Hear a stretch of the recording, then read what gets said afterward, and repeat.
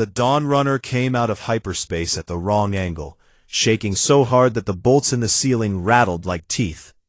Ethan Cole grabbed the edge of his console and held on as the entire cockpit tilted sideways. Red warning lights flashed across every screen.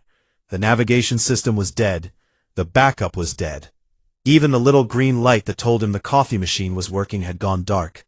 And that was when he knew things were really bad. "Lena," he said, his voice steady even though his stomach was not. "Where are we?" Lena Hayes was already pulling up whatever data she could get from the remaining sensors. She was fast with her hands and even faster with her mind, which was why Ethan had hired her as his co-pilot 3 years ago. She stared at the screen, and then turned to look at him with an expression he did not like. "Corvathi Prime," she said. Ethan closed his eyes for a moment. Of all the places in the galaxy to break down, they had drifted into the territory of a species that considered most other races to be either servants or toys. The Corvathi were conquerors. They had taken dozens of star systems by force, and they did not do it with clever politics or advanced technology. They did it because they were enormous, armored, and violent, and because nobody had ever found a reliable way to stop them. The Dawnrunner had no weapons. It was a cargo ship, built to haul freight between colonies on the outer rim. It had thick hull plating because space debris was a constant problem out there, but it carried nothing that could scratch a Corvathi warship. "We need to land," Lena said. "The engine core is overheating. If we stay in orbit, we burn up in 40 minutes. He brought the ship down through the atmosphere of Corvathi Prime, a world of black rock, red skies, and volcanic mountain ranges that stretched across the horizon like the spine of some massive sleeping creature. They landed on a flat stretch of ground near what looked like a military outpost, because there was nowhere else to go. The Corvathi found them in less than 10 minutes. A patrol squadron surrounded the Dawnrunner before the engines had even cooled. Ethan counted 12 soldiers, each one standing close to 7 feet tall, covered in natural bone plating that grew from their skin like organic armor. Their eyes were deep amber, set in broad, heavy skulls. They carried weapons, but honestly, they did not need them. A single Corvathi soldier could tear the door off the Dawnrunner with bare hands. Ethan and Lena were pulled from the ship and marched across a long bridge of black stone that led to the capital city. The city was carved directly into the side of a volcano, a massive structure of halls and towers and open plazas, all built from the same dark rock. Everything was oversized. The doorways were 12 feet high. The steps were built for legs much longer than human legs. Ethan felt like a child walking through a world built for giants. They were brought to the throne hall. It was the largest enclosed space Ethan had ever seen, a cathedral of volcanic stone, with pillars so thick that 4 men could not link arms around them. Thousands of Corvathi filled the hall, warriors and officials and servants, all of them turning to stare at the 2 small creatures being led down the center aisle. At the far end of the hall sat Empress Valtherus. She was tall even for a Corvathi, and she wore her bone plating like a crown, the natural ridges along her skull polished until they gleamed. Her eyes were sharper than those of her soldiers, and when she looked at Ethan, he felt the weight of her attention, like a hand pressing down on his chest. "Humans," she said. Her voice was deep and smooth, and carried easily through the hall. "I have heard of your kind, small, soft, from a little blue world at the edge of nothing." She tilted her head. "You are even smaller than I imagined." Ethan kept his back straight. He explained their situation calmly and clearly. Navigation failure, emergency landing. They meant no disrespect and no intrusion. All they needed was a chance to repair their ship and leave. Valtherus listened. She did not interrupt. When Ethan finished, she looked at her advisors, a cluster of older Corvathi who stood near the base of her throne. They whispered to her in their own language, too low and too fast for the translator in Ethan's ear to catch. But he could read their body language well enough. They were not discussing whether to help. They were discussing what to do with the intruders. Valtherus raised one hand, and the whispering stopped. "Your companion," she said, pointing at Lena, "will be taken to my flagship in orbit. She will be comfortable. She will not be harmed, but she will remain there until I decide otherwise." Ethan felt his hands tighten at his sides. Lena glanced at him. He could see the fear in her eyes, but she kept her face still. She was brave. She had always been brave. "And me?" Ethan asked. The Empress smiled. It was not a kind smile. It was the smile of someone who had just thought of something entertaining. "There is a tradition among my people," she said. "The arena of proving. Any outsider may earn their freedom through single combat. One fight. One opponent. If you win, I will release your companion, repair your ship, and grant you safe passage through my territory." Ethan felt a small spark of hope. "And if I lose? Then you will be dead," Valtherus said simply, "and your companion will remain my guest for as long as I find her useful." Ethan looked around the hall. Every Korvathi in the room was watching him. He could feel their amusement, their certainty that this small creature had already lost. "Who would I fight?" he asked. Valtherus stood from her throne. She moved slowly, deliberately, crossing the stone floor with steps that echoed through the hall. She walked to the far side of the room, where a single figure stood, apart from the rest of the crowd, silent and still as a statue. Gorath Vel. Ethan had not noticed him before, which was strange because the warrior was enormous, even by Korvathi standards. He stood nearly 8 feet tall. His bone plating was darker than anyone else's in the room, thick and scarred from what must have been hundreds of fights. He held a curved blade at his side that was almost as long as Ethan was tall. His amber eyes looked down at Ethan with calm, patient focus, the way a predator looks at something it has not yet decided to eat. Valtherus placed her clawed hand on Gorath's shoulder and turned back to Ethan. The entire hall held its breath. "Defeat him, human," she said, "and claim your reward." The hall erupted in deep, rumbling laughter. The sound bounced off the stone walls and filled the air like thunder. Even Commander Dren, a senior military officer standing in the shadows behind the throne, allowed himself a thin smile. Ethan looked up at the champion of the Korvathi Empire. He looked at the blade. He looked at the bone armor. He looked at the scars. Then he looked back at the Empress. "I accept," he said.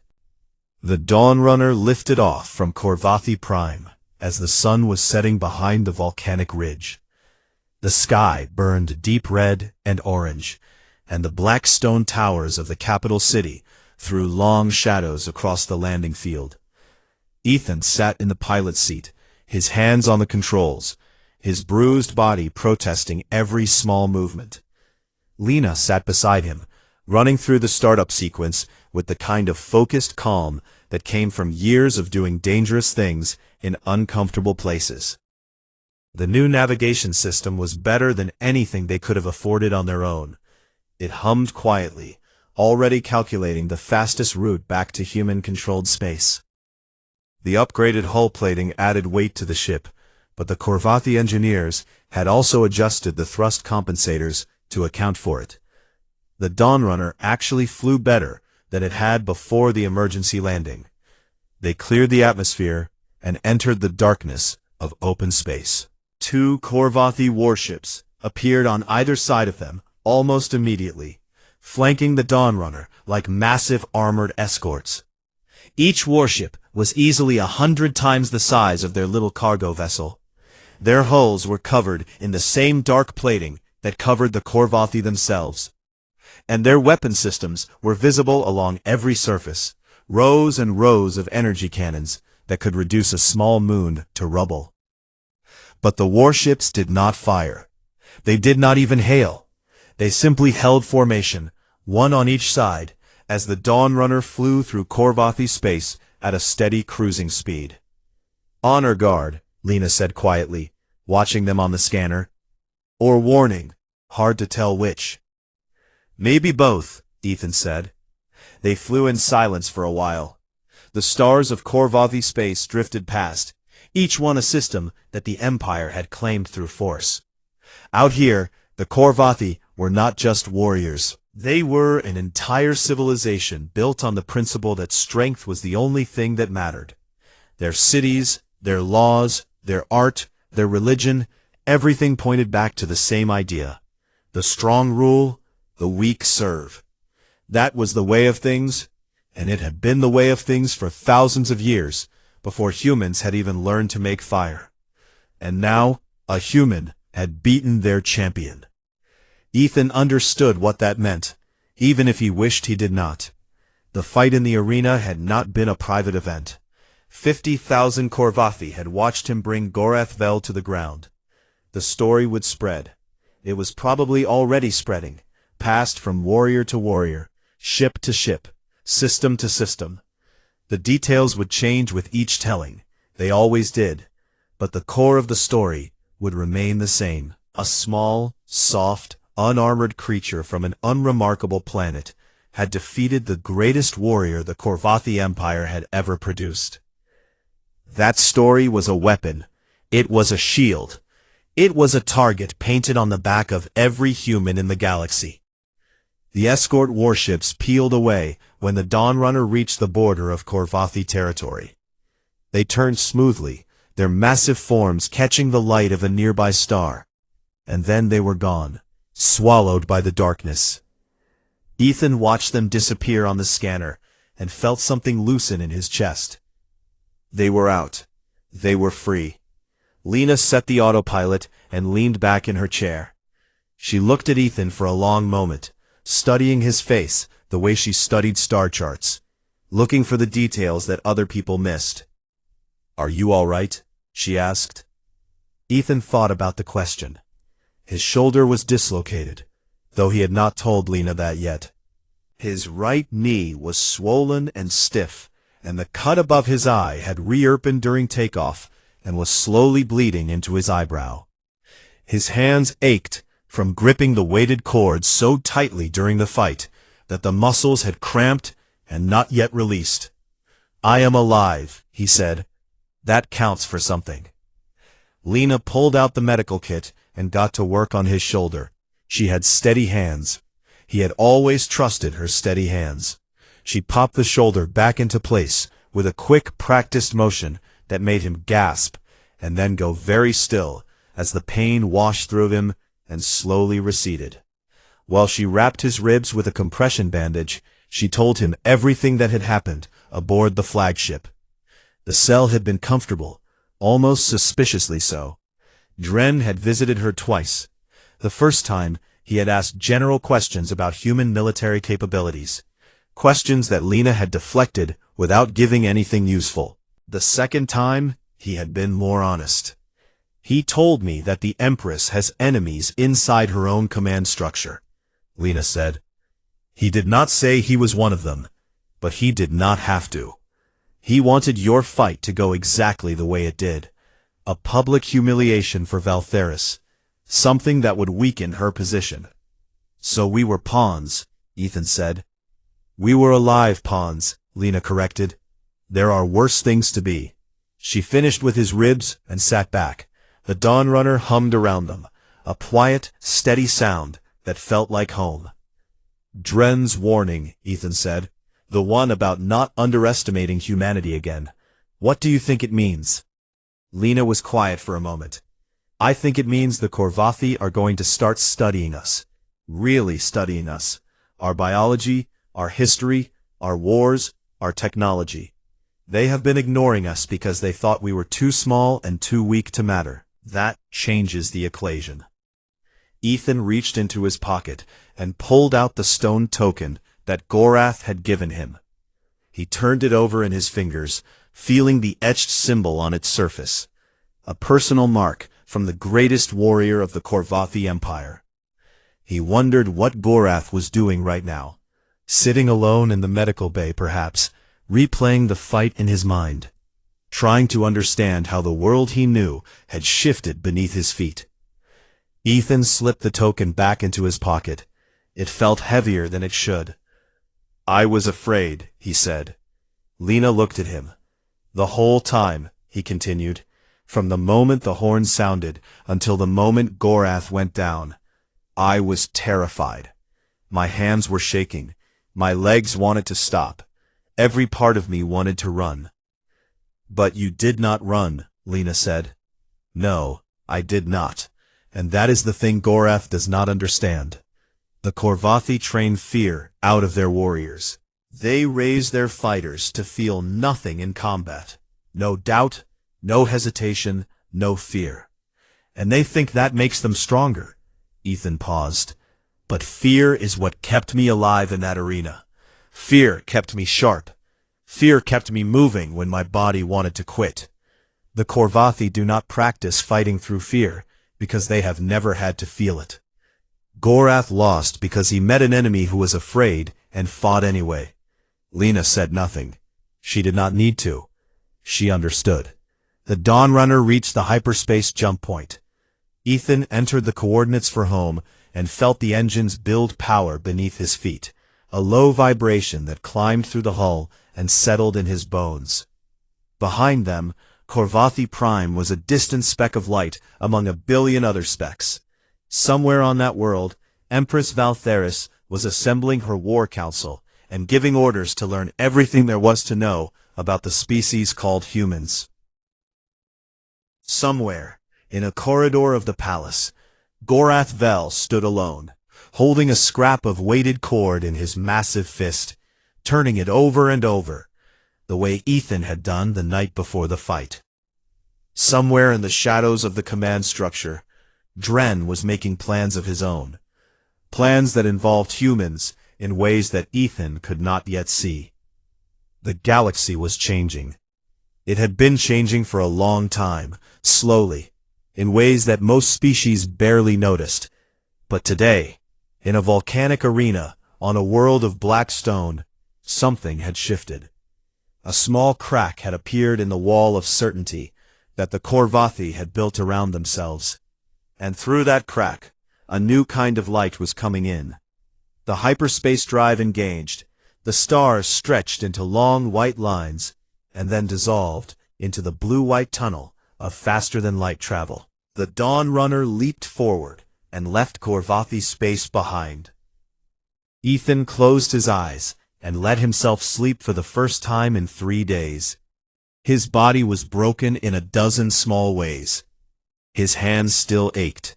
The bruise on his side had turned purple and spread across his ribs like a dark map of everything he had survived.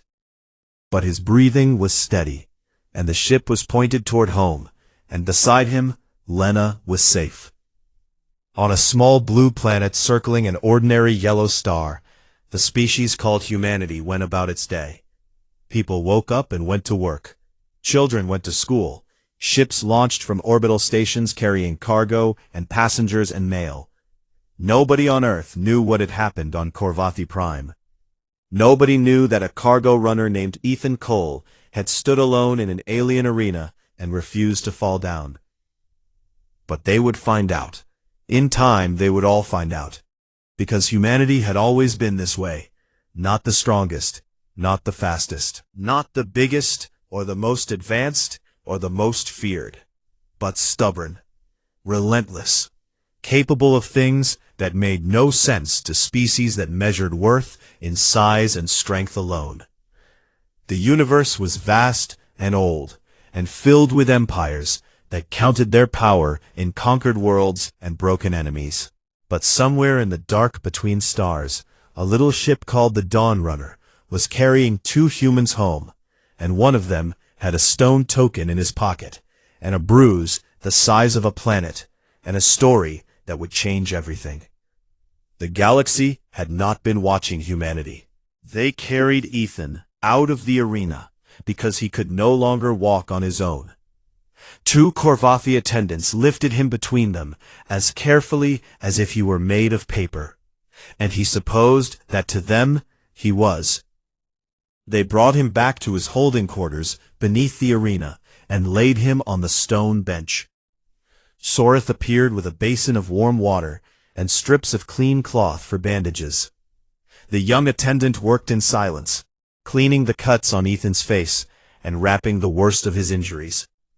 Ethan stared at the ceiling. His body felt like it had been taken apart and put back together in the wrong order. His left shoulder was swollen to twice its normal size. His ribs screamed every time he breathed.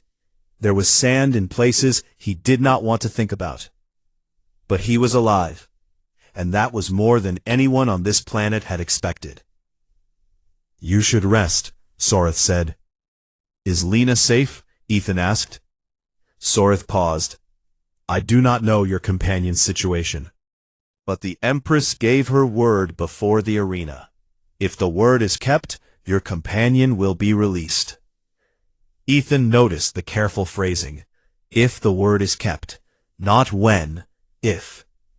Above the arena, in the private chambers of the royal palace, Empress Valtherus was pacing. She moved back and forth across the polished stone floor with the slow, heavy steps of a predator in a cage. Her advisors stood along the walls, none of them willing to speak first. The air in the room was thick with tension. The fight had been a disaster, not because the champion had been injured. Gorath Vel was physically fine, already recovering in a medical bay. The disaster was what the fight had meant. The Korvathi Empire was built on a simple idea that they were the strongest. Every treaty they signed, every system they conquered, every species they dominated, it all rested on the foundation that no one could stand against them in combat. A single human had just cracked that foundation in front of 50,000 witnesses. Commander Dren waited until the Empress had completed 3 full lengths of the room before he spoke. He kept his voice low and measured, the voice of a man who understood that the wrong word at this moment could cost him his position or his life. "The simplest path forward is to honor the agreement," Dren said. "Release the humans, repair their ship, let them leave." Valtherus stopped pacing and turned to look at him. Her amber eyes were cold. "You want me to reward the creature that humiliated my champion in my own arena," she said. Dren held her gaze. "I want you to demonstrate that the Korvathi keep their oaths. The arena challenge was given under the old traditions. Every warrior in the stands heard you make the offer. If you break that oath now, the story that spreads will not be about a human defeating Gorath. It will be about an empress who was too afraid to keep her word." The room went very still. Dren had crossed a line, and everyone in the room knew it. Valtherus stared at him for a long moment, and Ethan would have given a great deal to know what was passing behind those amber eyes. But Dren was right, and Valtherus was smart enough to know it. The Korvathi valued honor above almost everything else. An empress who broke an arena oath would lose the respect of her warriors far faster than one whose champion had been outmaneuvered by a clever alien. "Prepare their ship," Valtherus said at last, "and bring the other human down from the flagship." She turned away and said nothing more. In the medical bay on the lower levels of the palace, Gorath Vel sat on the edge of a stone slab that served as an examination table. A healer had checked him over and confirmed what Gorath already knew. There was nothing wrong with his body. No broken bones, no torn muscles, no internal damage. He had simply overheated.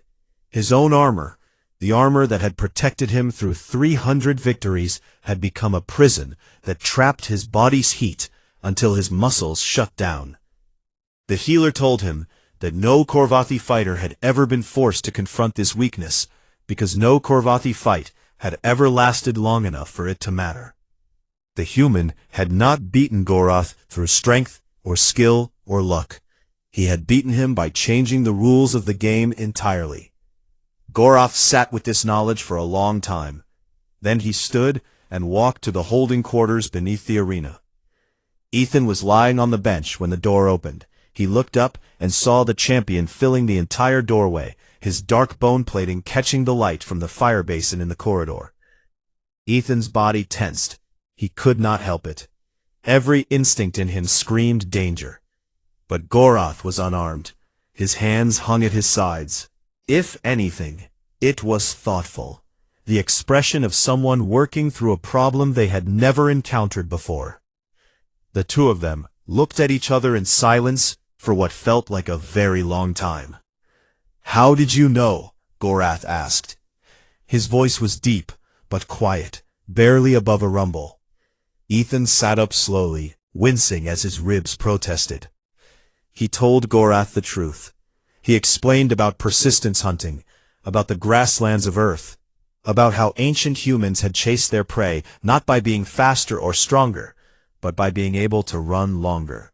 He talked about sweating, about how the human body could cool itself in ways that most other species could not.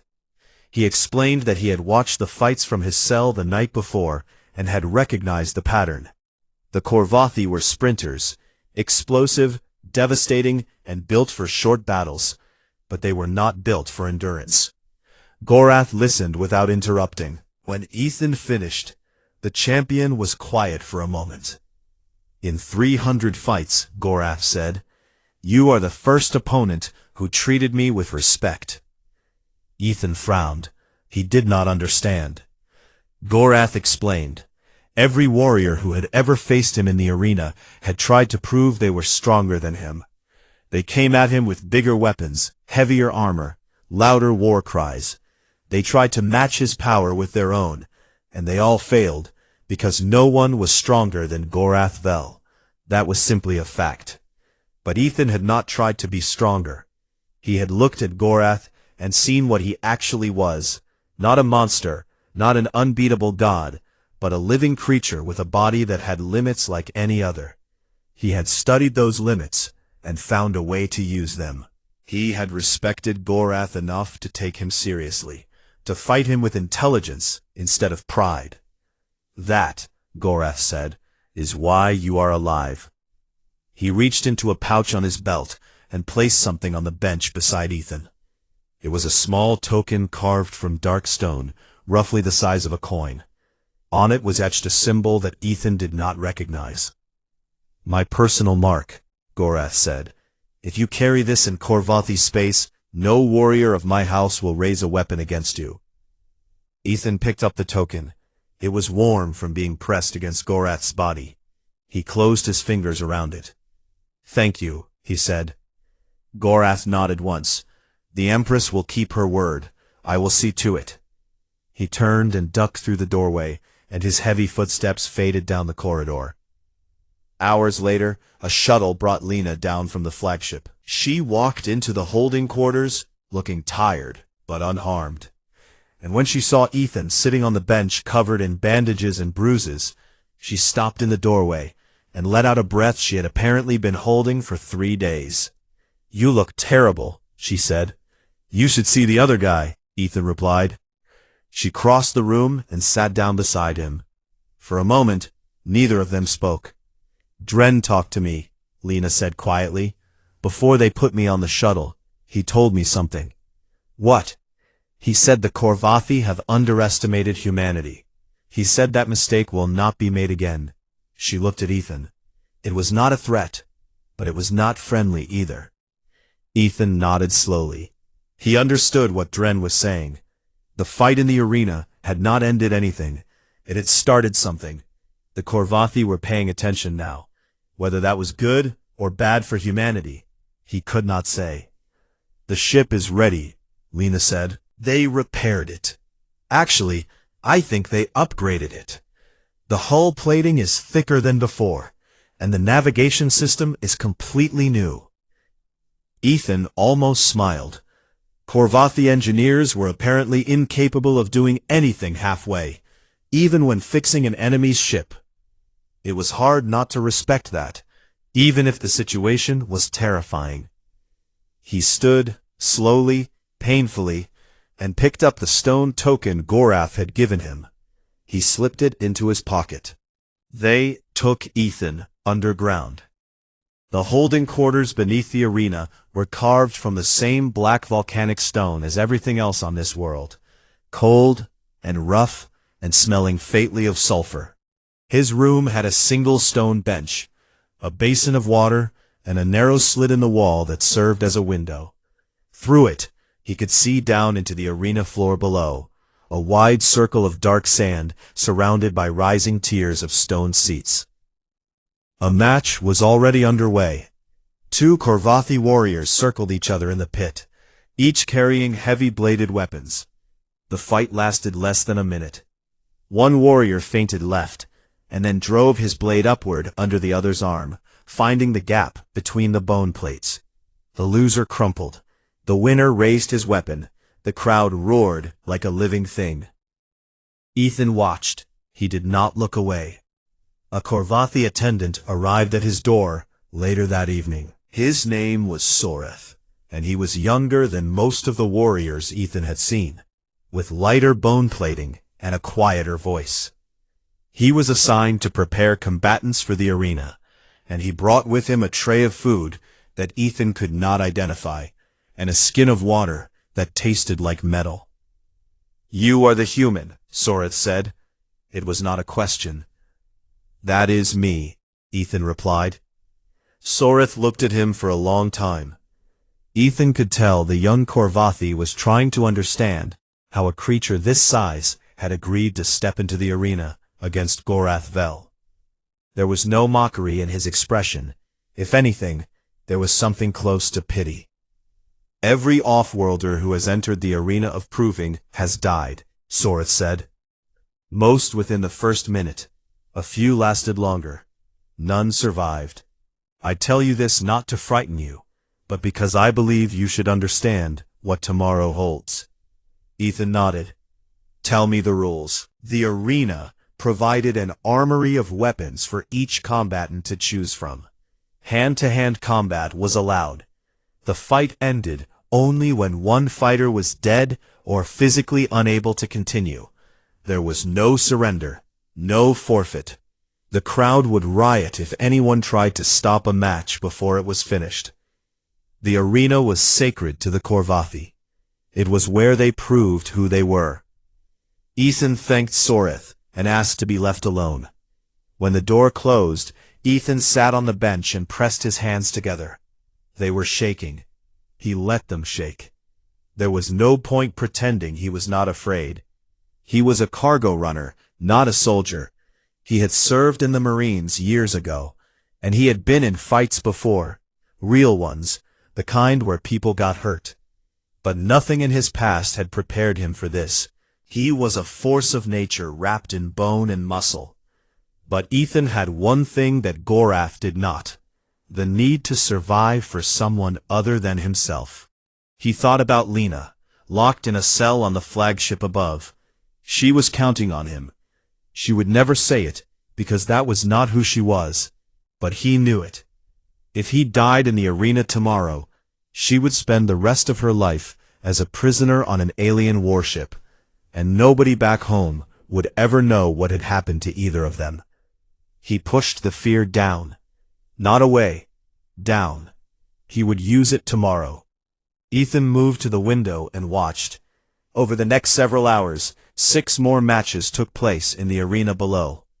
He studied every one of them, with the same focus he used to study navigation charts and cargo manifests, because Ethan Cole had always been the kind of man who paid attention to details that other people ignored. He watched how the Korvathi fighters moved. They were fast, shockingly fast for their size, but only in short bursts. Every attack was explosive, a sudden rush of power designed to end the fight quickly. They hit hard and they hit often. Their natural bone plating protected their torsos, their backs, their skulls, and the front of their limbs. But the plating was not seamless. There were gaps where the body needed to bend, behind the knees, the inner elbows, the base of the neck, the lower sides of the rib cage where the plates thinned to allow for breathing. He also noticed something else. The fights were always short. The longest one he watched lasted maybe 3 minutes, and by the end of it, both fighters were visibly slower. Their breathing was heavy and labored.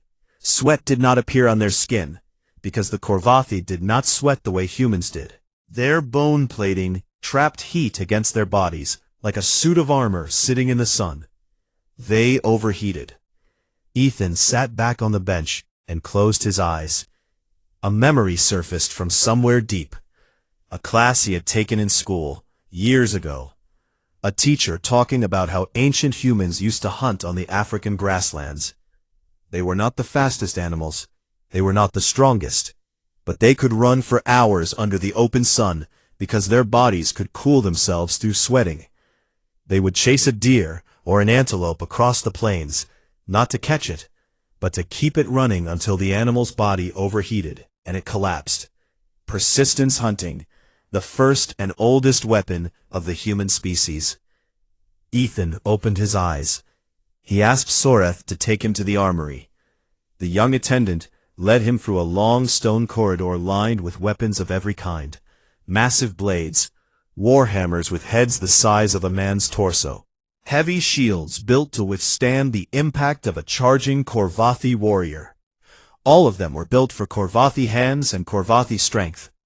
Ethan could barely lift most of them. He walked past all of them. At the far end of the armory, he found what he was looking for. A short length of weighted cord, the kind used to bind cargo or restrain prisoners. A pair of light leather wraps meant for protecting the hands during armor maintenance. And a small jar of lubricating oil used to keep bone plating from cracking in dry heat. Soreth watched him gather these items. The young Korvathi said nothing for a long time. "The cord," Soreth finally said. "What do you intend to do with it?" "Win," Ethan said. Soreth stared at him. Then he looked at the tiny jar of oil and the thin leather wraps.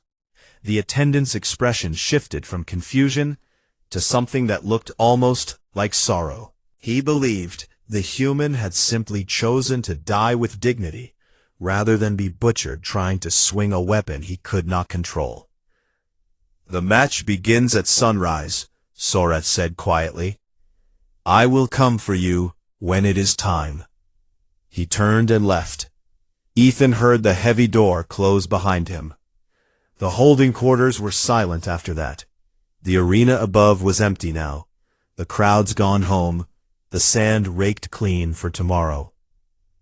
Through the narrow window, Ethan could see the Korvathi sky, red and heavy with volcanic haze, dotted with stars that were not his stars. He did not sleep. He sat on the stone bench with the weighted cord in his hands, running it through his fingers again and again, feeling its weight, memorizing its balance. He wrapped and unwrapped the leather around his knuckles. He opened the jar of oil and tested how it felt on his skin. How slippery it made his forearms. How hard it would be for something to grip him once he was coated. He thought about Lena. He thought about home. He thought about the teacher in that classroom years ago, talking about their ancestors chasing animals across the plains under a burning sun. He thought about the 8-foot warrior with the scarred bone armor who was sleeping somewhere above him right now, confident and calm, because Gorath Vel had never lost a fight in his life, and saw no reason why tomorrow would be different. Ethan tightened his grip on the cord. Outside, the red sky began to lighten. Sunrise was coming. Soreth came for him when the first light broke over the volcanic ridge. The young attendant said nothing. He simply opened the door and stepped aside. Ethan stood, tucked the weighted cord into his belt, slipped the leather wraps over his hands, and walked out. The corridor beneath the arena was long and dark, lit only by the orange glow of fire basins mounted on the walls. Ethan could hear the crowd above him. The sound was not like anything he had experienced before. It was not cheering, not exactly. It was a deep, rhythmic vibration, tens of thousands of Korvathi voices rising and falling together like the pulse of some enormous heart. He could feel it in his ribs. He could feel it in his teeth. Soreth led him to a gate at the end of the corridor. Beyond it, Ethan could see the arena floor, a wide circle of black sand mixed with crushed stone, glowing faintly in the early light. The stands rose up on every side, carved into the mountain itself, tier after tier of stone seats filled with Korvathi warriors, officials, merchants, families. Every face was turned toward the arena. Every amber eye was waiting. When the gate opened, Soreth said, "Walk to the center. Do not run. Do not show fear." "I am afraid," Ethan said honestly. Soreth looked at him for a moment. Something passed across the young attendant's face, something that might have been respect. "Then hide it well," he said. The gate opened. Ethan stepped out into the light, and the sound hit him like a wall. The crowd reacted immediately. There was a ripple of confusion, then murmuring, then what could only be described as amusement. He was so small compared to everything around him. The arena floor alone was 100 yards across, and the stone walls rose 30 feet before the first row of seats began. Ethan looked like a child who had wandered into a place built for gods. He walked to the center of the arena. The sand was rough under his feet. He could feel small stones pressing through the thin soles of his boots. He stopped, took a slow breath, and looked up at the Empress.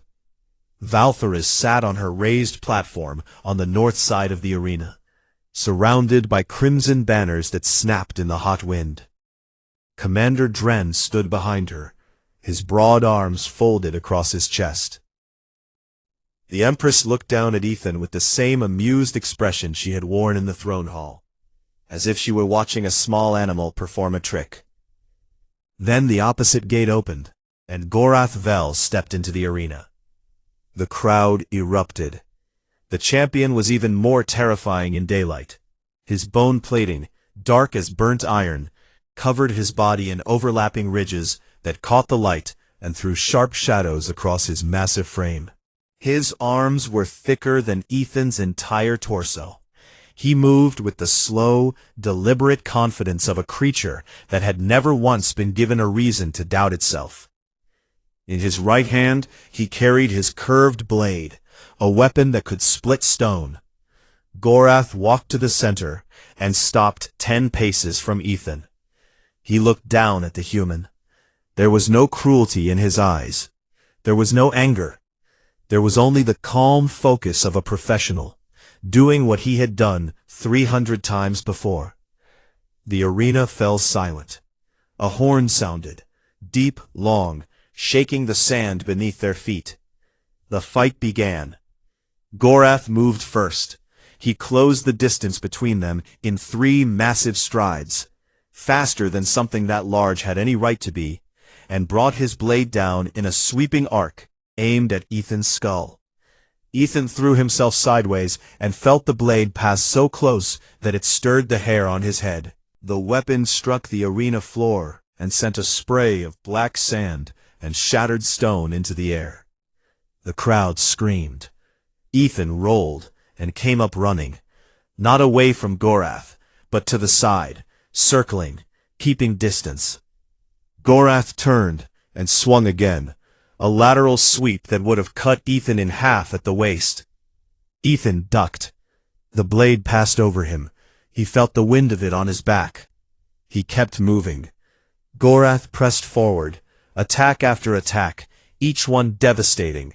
Overhead chops, sweeping cuts, thrusting lunges that buried the blade tip inches into the stone floor. The arena was becoming scarred with craters and gashes from the force of his strikes. Any single one of them would have killed Ethan instantly, but none of them landed. Ethan did not fight back. He moved, he circled, he ducked, dodged, rolled and slipped just out of reach, again and again. He never moved more than he needed to.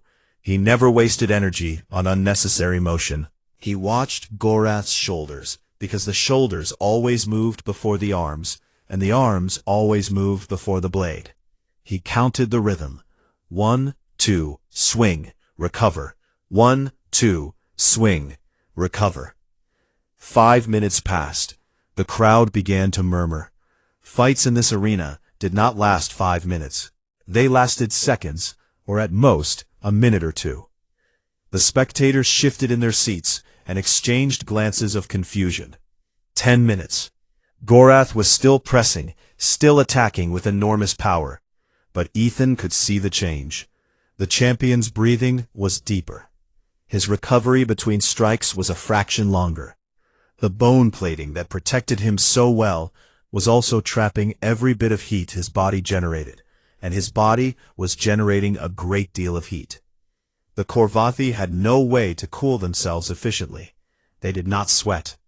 Their armor held the warmth in like an oven. Ethan was soaked with sweat.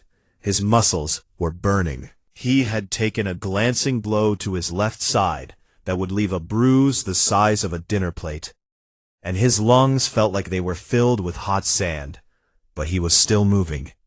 His body was doing what human bodies had been doing for 200,000 years. It was cooling itself. It was managing its energy. It was enduring. 15 minutes. The arena was completely silent now. Every Korvathi in the stands was watching with wide eyes. Gorath Vel, the undefeated champion, was visibly struggling. His strikes came slower. His feet dragged slightly in the sand. His breathing was harsh and labored, a wet, heavy sound that echoed off the arena walls. Ethan saw his moment. Gorath raised his blade for another overhead strike, putting everything he had left into one massive blow. As the weapon came down, Ethan did not dodge away. He darted forward, inside the arc of the blade, so close that he could feel the heat radiating from Gorath's body. He whipped the weighted cord from his belt and looped it around Gorath's right wrist in a single smooth motion, then pulled hard, using the warrior's own downward momentum against him. The blade twisted in Gorath's grip and clattered to the sand. Gorath roared. The sound was enormous, a thunderclap of rage and surprise that shook the air. He swung his free arm in a massive backhand. It caught Ethan across the shoulder and launched him through the air. He hit the arena floor hard, sand filling his mouth, pain exploding through his body like lightning. The crowd surged to their feet. Ethan lay still for 2 seconds. Then he pushed himself up. His left arm was numb. His vision blurred at the edges. Blood ran from a cut above his eye. But he got up. He got up. A sound moved through the crowd. It was not a cheer. It was not laughter. It was something deeper. Something that had no name. The sound of 50,000 warriors watching something they did not understand. Ethan had coated his arms and torso with the lubricating oil before the fight. When Gorath lunged and grabbed for him, his massive hands closed on skin that was slick as wet glass. Ethan twisted free and struck, not with fists, with his fingers driven into the gaps in Gorath's armor, the soft spots behind the knees, the inner elbows, the thin place at the base of the neck. Each strike was precise. Each one targeted the nerves and tendons that lay beneath the plating. Gorath stumbled. His right knee buckled for just a moment before he caught himself. 20 minutes. Gorath was swaying on his feet. His arms hung heavy at his sides. His eyes were still locked on Ethan, still burning with the will to fight, but his body was betraying him. 300 victories, and not one of them had prepared him for this. For an enemy who would not stand and fight, who would not try to be stronger, who simply refused to fall down. At the 22-minute mark, Gorath threw one last punch. He put everything he had behind it, every remaining ounce of strength in his overheated, exhausted body. Ethan ducked beneath it. He stepped behind the champion, dropped low, and wrapped the weighted cord around both of Gorath's ankles. Then he pulled. The champion of the Korvathi Empire fell forward and crashed into the arena floor. The impact shook the ground. Sand erupted around his body. Ethan was on him before the dust settled. He looped the cord around Gorath's throat, not tight enough to kill, but tight enough to hold, and braced his knees against the back of the warrior's skull. He used every bit of leverage his body could produce. Gorath thrashed. His massive arms clawed at the sand. His legs kicked, cracking the stone beneath the surface. But he was overheated, drained, and his muscles would no longer obey his commands. 30 seconds passed. Gorath stopped moving. He was conscious, his amber eyes open and staring at the sand, but he could not rise. His body had simply run out of everything it had. Ethan released the cord and stood. The arena was silent. 50,000 Korvathi sat motionless, staring down at the impossible thing that had just happened in front of them. Ethan looked up at the Empress. Blood ran down his face. His body was a ruin of bruises and sand and sweat. He could barely stand. He said nothing. He did not need to. The silence held for 10 long seconds.